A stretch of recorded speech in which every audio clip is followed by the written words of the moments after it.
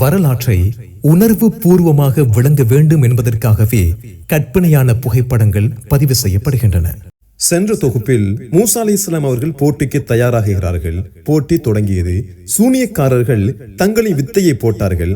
அவற்றையெல்லாம் விழுங்கும் வகையில் மூசா நபியின் சான்று அமைந்தது. உடனே சூனியக்காரர்கள் சஜதாவில் விழுந்து இறைவனை ஏற்றார்கள். ஃபிர்அவுன் அவர்களை மிரட்டியும் அவர்கள் இஸ்லாத்தில் நிலைத்திருந்தார்கள் என்பது வரை பார்த்தோம்.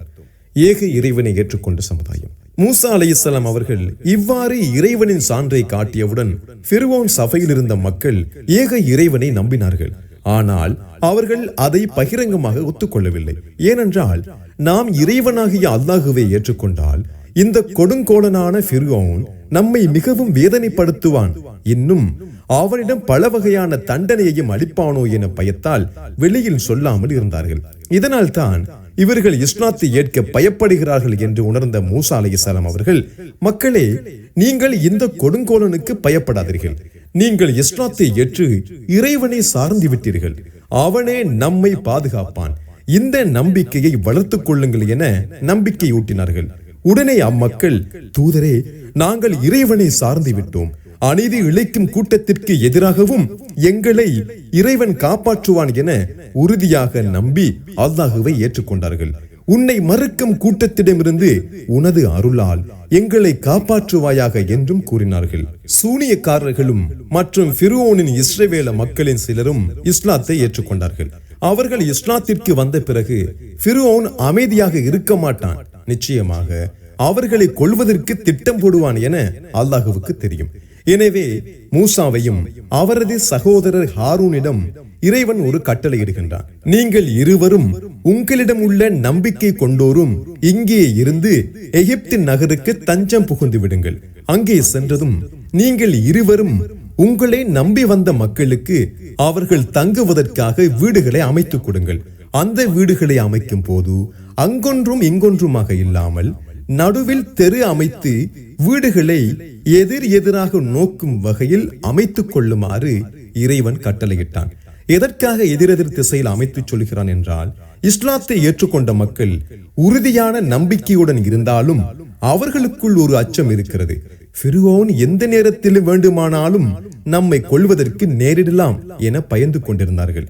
அவர்கள் அச்சம் இல்லாமல் இருக்கவே எதிரெதில் வீடுகளை அமைக்க சொன்னான். எதிரெதிரில் இருக்கும் போது யாருக்காவது ஏதேனும் ஆபத்து வரும்போது எதிரி வீட்டில் உள்ளோர் அக்கம் பக்கம் வீட்டில் உள்ளோர் உதவிக்கு வருவார்கள் என பயப்படாமல் இருக்கவே இவ்வாறு கட்டளையிடுகின்றான். மேலும் வீடுகளை அமைத்துக் கொள்ளுங்கள், தொழுகையை நிலைநாட்டுமாறும் கட்டளையிடுகிறான். மேலும் உங்களின் தாவா பணியையும் தொடர்ந்து செய்யுங்கள் என இருவருக்கும் தூது செய்தியை அறிவிக்கிறான். இருவரும் உங்கள் சமுதாயத்துக்காக எகிப்தின் நகரில் வீடுகளை அமைத்துக் கொடுங்கள். உங்கள் வீடுகளை ஒன்றை ஒன்று எதிர்நோக்கும் வகையில் ஆக்குங்கள். தொழுகையை நிலைநாட்டுங்கள். நம்பிக்கை கொண்டோருக்கு நற்செய்தி கூறுவீராக என்று மூசாவுக்கும் அவரது சகோதரருக்கும் தூதி செய்தி அறிவித்தோம்.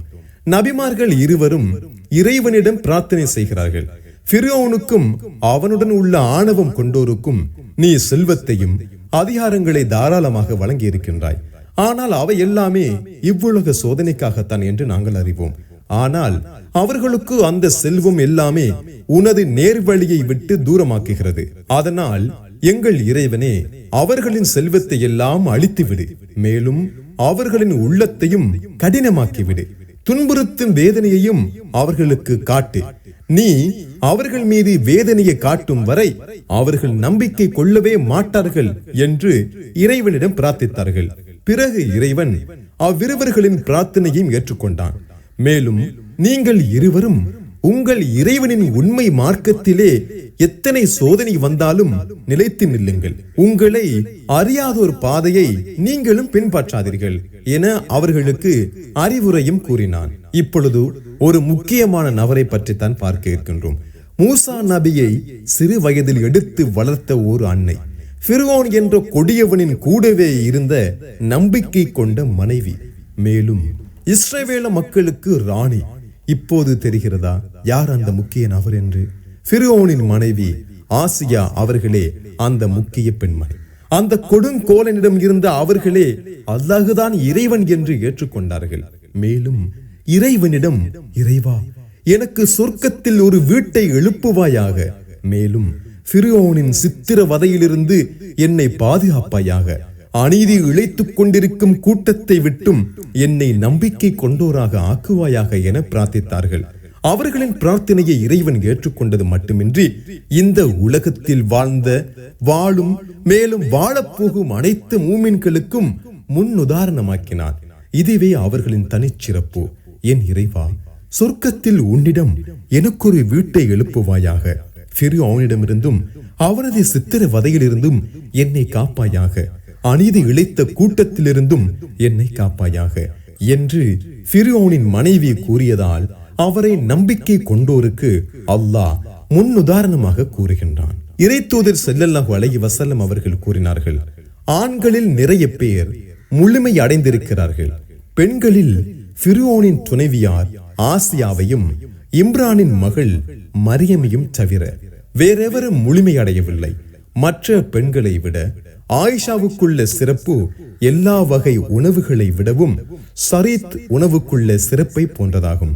அபு மூசா ரலியல்லாஹு அன்ஹு அவர்கள் அறிவித்தார்கள். நூல் சஹீஹ் புகாரி, இலக்கம் 3411.